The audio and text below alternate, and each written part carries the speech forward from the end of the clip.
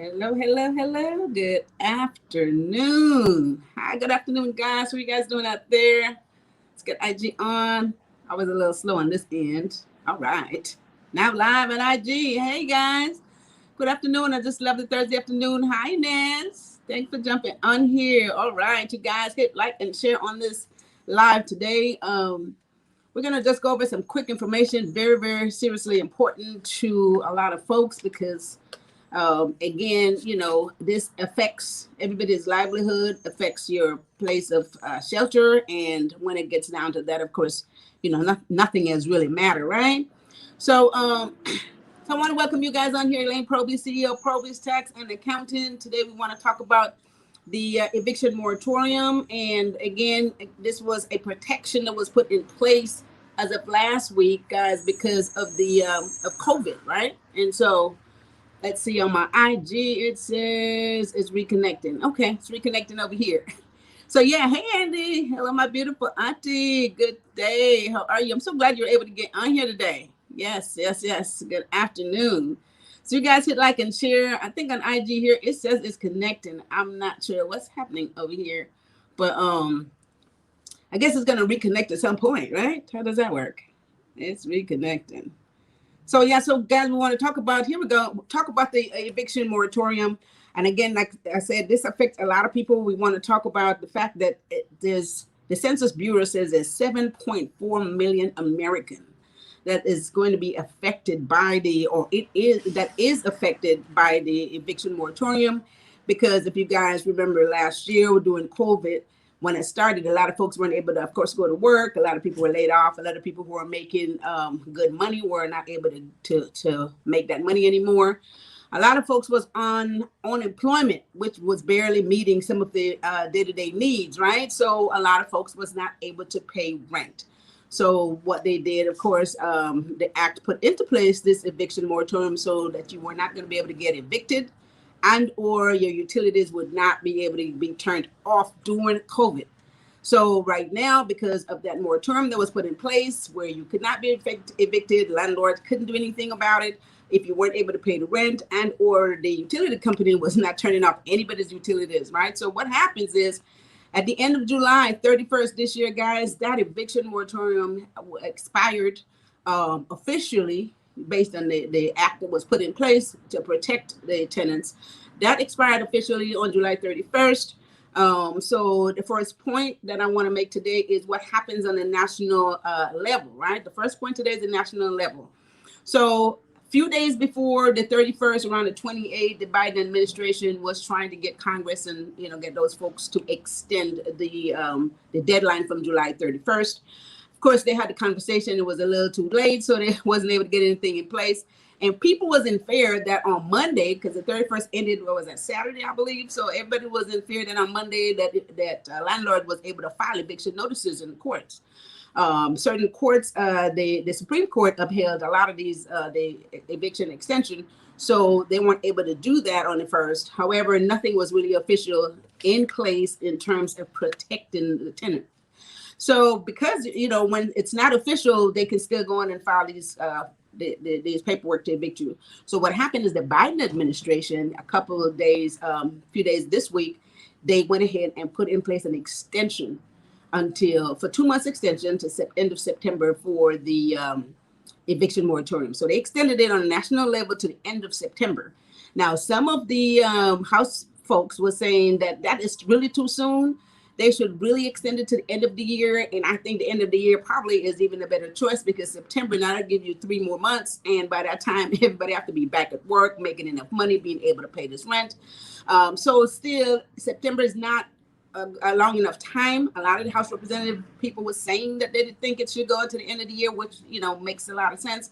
However, best case scenario, they have to wait until the end of September to be able to do anything in terms of evicting folks. So guys, this is what happened at the national level. So the House didn't have an official extension to at the end of September. And so we know at least until that time that you're safe to be in your homes if you weren't able to pay your rent in the last year or so due to COVID, right? Due to COVID. All right, so that's the first point today we want to talk about. And then second point, let's talk about on a local level. Once again, we're here in California. And so I'd like to definitely talk about what's the update in California. So California officially have adopted the extension for the 2 months. So until September 30th, you don't have to worry about being evicted in the state of California, right? Statewide. So the moratorium is extended here. So you can sit at ease. You have to make sure, of course, that you're qualified, because we'll talk about how you can get some help. And you have to be qualified based on the fact that you hadn't been able to pay your rent from like March the 4th of last year, 2020. And then that went through September of last year. And then now it was extended from October of 2020 and it's going through September of 2021. So that's the gap right there, guys, for the moratorium. So it doesn't cover you if you hadn't paid your rent last January or last February. That is not included in this. So it's anything that happened as of COVID in the month of March throughout the COVID extension period, all the way through September the 30th of 2021. So here in California, again, we are pretty safe. It's official that you could not be evicted until the end of September, because it has been officially extended here in the state of California. Okay, for those of you people who live here, then all the other states, of course, have adopted their own extension period. And then Congress, of course, they have extended, the Biden administration extended the moratorium for 2 more months, right? So that's excellent news, guys, because a lot of folks are still not at work. And one of the things that they were saying, that the economy is still not up like they thought it would be. So the second quarter of 2021, the economic situation was not as good as they had anticipated. So they have every right to extend this, because if the economy is not up, it means that people are really not making money as they should. And so, again, we're still in a state of bind, right? So they were looking forward for a stronger economy the second quarter of 2021. That did not happen, right? Okay, so hi, Connie, thanks for jumping in here. Callie Crates, let's see. There's a question over here. What about landlord? I have tenants who did not pay. Okay, that's a good question. You have tenants who did not pay. I'm going to talk about what the resolution. So hold that thought right there. On my third point, we'll talk about that. So, guys, again, of course, we're talking about the tenants. So now we have a question regarding the landlord, and I'll cover that in the third point. So, again, I just want you guys to understand that we're fine here in the state of California, and everybody can at least work towards trying to do something by the end of September. Okay? All right. So thanks for jumping on, Robert Big. Thank you guys for jumping in here. Okay, point number 3 today, guys. Available resources. So, there were a lot of money, there were billions of dollars actually that was made available to the landlord and, mostly to the landlord, to be able to assist the tenants who are not able to pay their rent, guys. So if you're a landlord, you want to look into this. There's monies that you can get to assist the rent. Initially, it was a 75% of the rent. The tenants were supposed to pay you at least 25%. And then for you over there, you can apply and get the 75% of that rental income from the state. There's money. The federal government had allocated billions of dollars to assist in this process. So there's money available for this. So for you landlords out there, there's monies that you can get that's available. So the tenant pays 25%, and then the landlord can apply and get the other 75% from the state, and that will cover the rent. Okay, so there's money available for the landlord. So for tenants, though, available resources also too, to let you guys know, for as a tenant, if you're not able to pay, you will have to fill out, they have a form called a COVID-19 financial distress form. Okay, so now your landlord is only going by you saying, I can't pay the rent. There's several reasons why. Of course, loss of income, loss of your job. You have increased expenses because of COVID, increased medical expenses you may have. You may have additional childcare expenses, guys. All these things have created a financial distress.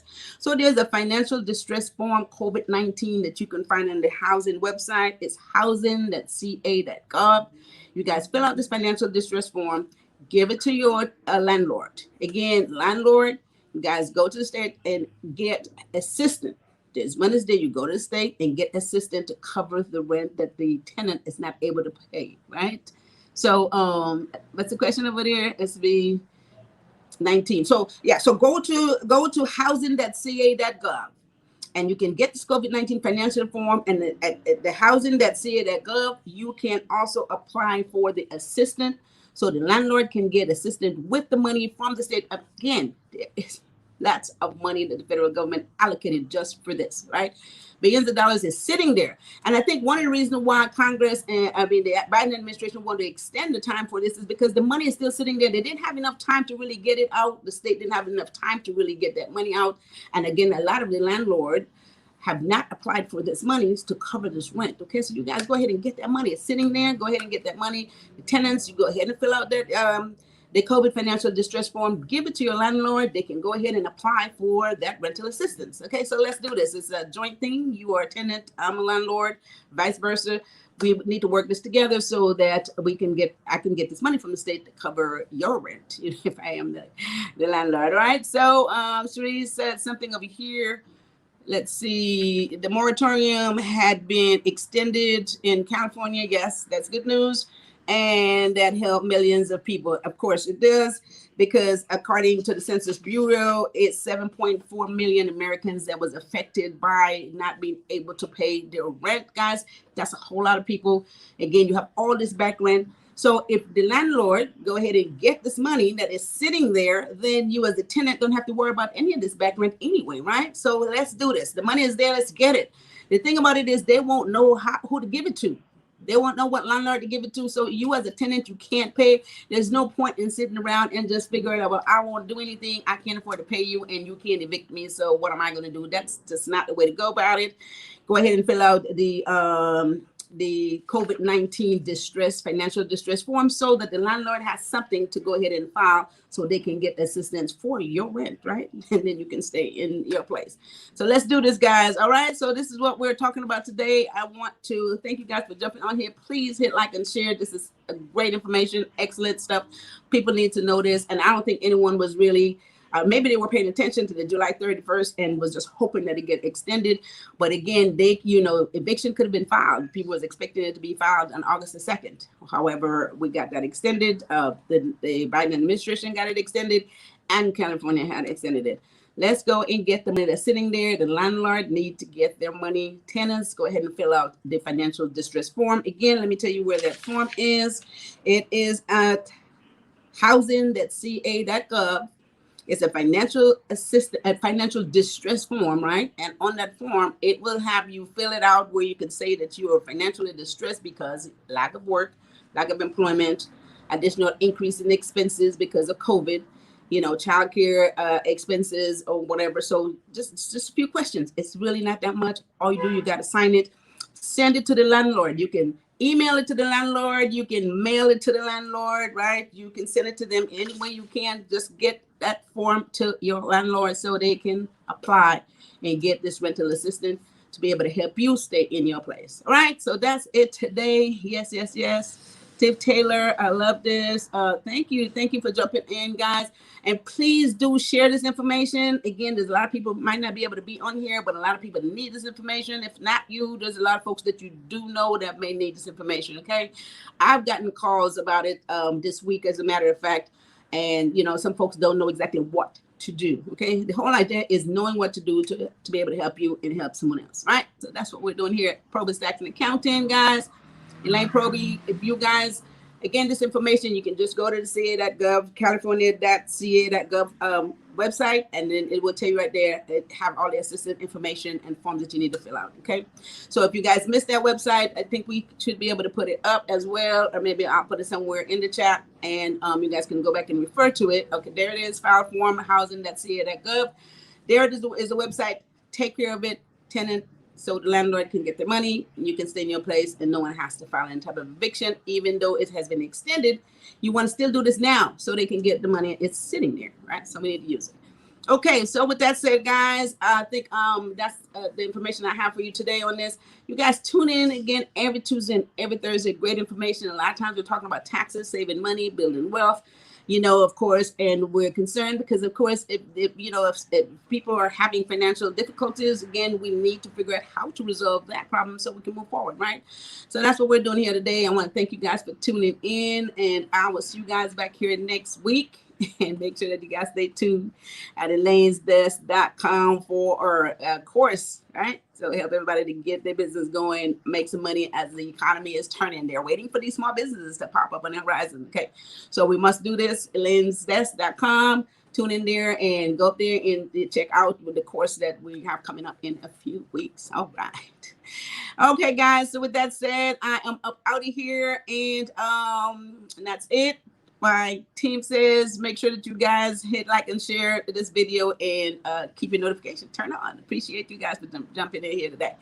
I will see you guys next week. You guys take care of each other and take care of yourself. Bye-bye.